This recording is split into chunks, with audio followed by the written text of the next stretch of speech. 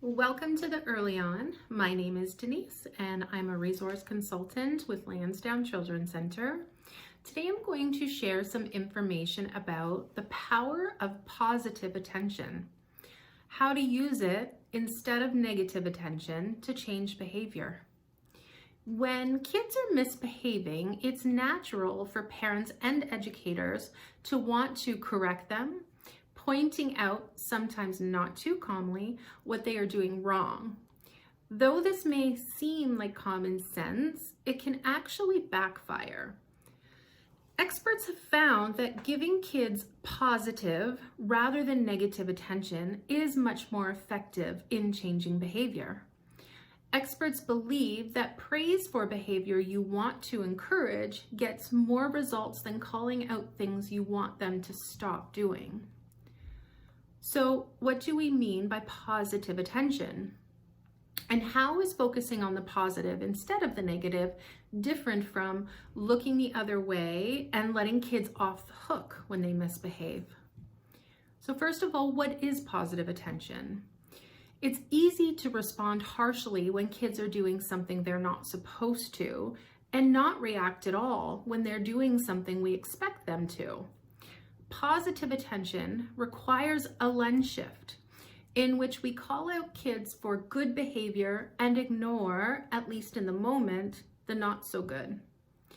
The idea is that for children, parental attention is so powerful that whatever behavior we pay attention to will increase, even if we're telling them to stop. Essentially, rather than reprimanding them for what they are doing wrong, we want to catch kids doing right. It's a simple shift, but one that goes against centuries of parenting norms and takes some practice before it becomes second nature. So how can we implement this positive attention? What might this look like in practice? Positive attention can take many forms, including verbal praise, hugs, kisses, high fives, or rewards. It may look different for a 3-year-old than it does for a teen, but the basic idea remains the same. The key, explains Lindsay Gerber, a clinical psychologist at the Child Mind Institute, is being as descriptive and specific as possible in your praise so that children know exactly what behavior they should replicate. Experts sometimes call this labeled praise. Instead of saying, "Great job," or "I love how you're doing that," try to spell out exactly what they are doing well. For example, you could say, "I love how you are sharing your crayons with your sibling," or "It's awesome that you finished your homework before asking to use your tablet." No matter their age, letting kids know that you appreciate their behavior will make them feel good. And when they know exactly what they are being praised for, they will be more likely to do it again in the future. But what about challenging behavior? This is the part that may be the most difficult. If a child is behaving in a way that is unsafe for themselves or others, then of course an adult should intervene. Otherwise, do the best to ignore the behavior, then provide positive attention when they stop. Child behavior experts call this active ignoring. By withdrawing your attention, you are sending the message that acting out is not the way for them to get what they want. You reinforce this message when, as soon as you see them calming themselves down or obeying an instruction, you do give them your attention. Just because you are ignoring a behavior in the moment doesn't mean that you don't ever address it or that you are pandering to your child. Quite the opposite. When you're seeing a behavior that you want to decrease, that's really not the time to interact with the child, says Dr. Gerber. That's a time to take a deep breath, notice it, maybe gently try to redirect them to something else or actively ignore it. Redirecting them can be anything from asking if they want a snack, to pointing out something fun coming up on the family calendar, Later, when things have calmed down, you can circle back around and talk about it then. So positive attention in action. How does the framework of positive attention work in a challenging situation? Let's take a scenario any parent will experience at some point. Your child throwing a tantrum in the checkout line at the grocery store because they want a candy bar. Giving in and letting them have the candy bar would likely stop the tantrum quickly, but it would also guarantee that the behavior would indeed repeat itself. Negotiating, you can have the brownie when we get home, would likely have that same effect.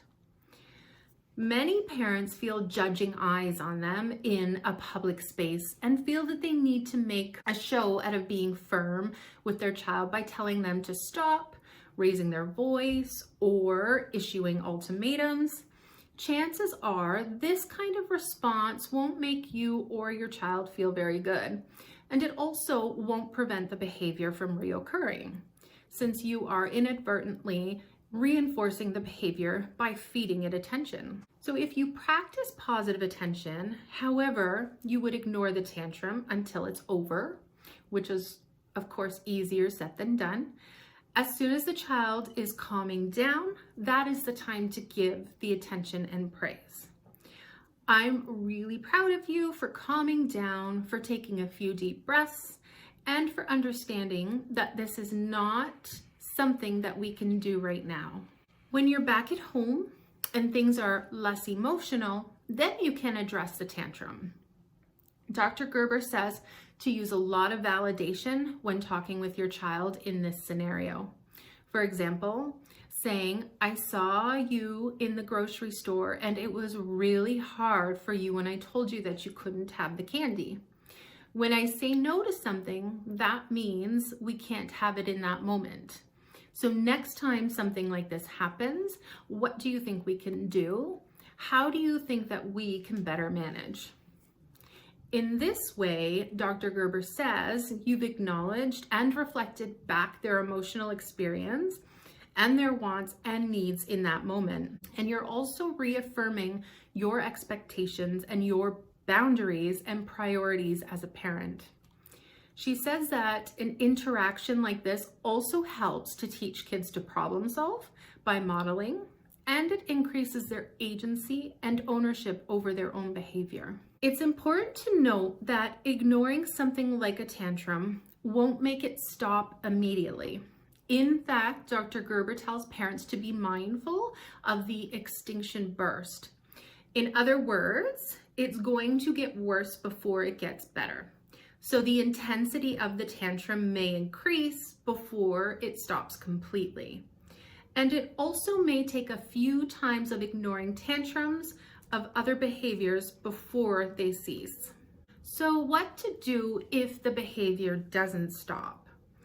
If you continue to see behaviors that you're trying to extinguish, then Dr. Gerber says it may be time to team up with a mental health provider to create an individualized plan of action for you and your child.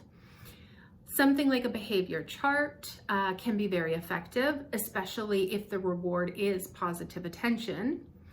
If the end goal is too challenging for the child to start out, you can break it down into smaller, more manageable goals that can help pave the way to achieving the desired ultimate outcome. Sometimes all it takes for a teen to change their behavior is a little appreciation. Teenagers are self-absorbed by nature, but that doesn't mean your teen doesn't care how you feel. If it's important to you to eat dinner as a family, minus phones, say so. It really meant a lot to me that we ate all together the other night. It was so nice having no phones or distractions. It made me feel like we were able to really hear each other. Creating a stronger bond. Transitioning to a model of positive attention takes patience and practice on the part of the parent. Sometimes you might backtrack and lose your cool, and that's okay. We're all human. If that happens, turn it into a teachable moment by apologizing, expressing your own frustrations, and talking about what you can do differently the next time. Dr. Gerber says that the mental health provider, a resource consultant, an infant and child development worker, a behavior therapist that you're working with can also be of support to you. We're also providing support to parents because whenever we're thinking of changing a child's behavior, a parent really plays a very big role. Another thing that can be helpful in the long run is carving out even just 10 minutes a day of check-in time. During this time, a parent can give their child undivided attention, doing an activity they enjoy. It could be playing a card game, doing a puzzle, building with Legos, or making some art. We want to build that into their schedule on a daily basis and to make sure that we are giving them attention in a positive way. Because if they're not getting that attention, they're going to seek it in another way, says Dr. Gerber. In the end, beyond addressing behavior, utilizing positive attention can create a stronger bond with your child. And what we know about children's mental health in general, adds Dr. Gerber, is that having a positive relationship with any adult, whether it's a parent, a grandparent, a caregiver, or someone in the community, is just an overall protective factor against other mental health disorders or symptoms. This information is provided by Catherine Martinelli, related reading on childmind.org. Thank you for joining our EarlyON parent session today. A resource consultant from the Early Integration Program is available to talk to you should you want more information, support, or to discuss any concerns or questions you may have. Please contact us by email at eip@lansdowncc.com or by phone at 519-753-3153. Ask reception if you can speak to a resource consultant.